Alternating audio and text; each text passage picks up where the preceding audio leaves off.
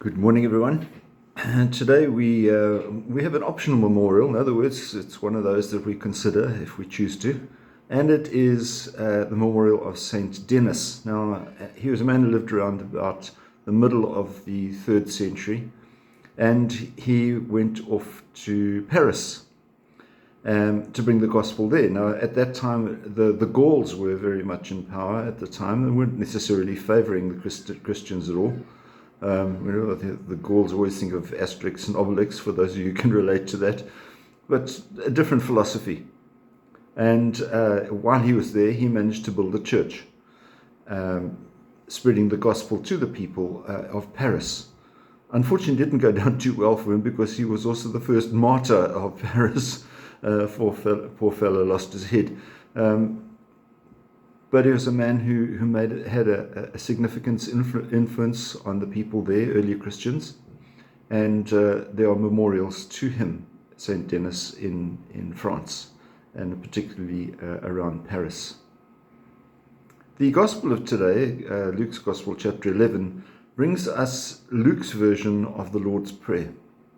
And you might say to ourselves, what difference is there? Well, Matthew's version is longer, and the details are greater. In fact, is more in keeping with what we would normally pray if we said the Lord's Prayer.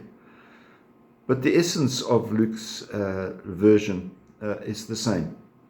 It's ultimately giving recognition to the fact that Jesus says we can share with him in calling God our Father. And it's important, I think, we continue to try to develop our relationship with the Holy Trinity, each in its own form.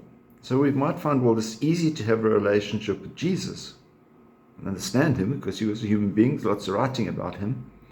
He spoke about the Holy Spirit and he brought the influence of the Holy Spirit to us, and we all experience that through the sacraments. But what about God the Father? We say, well, I know God the Father is he's the Old Testament guy who created the world. We don't know much about him. And we're not allowed to look into the face of God, otherwise we don't survive. But God the Father is the ultimate giver. He is the one that even Jesus turns to.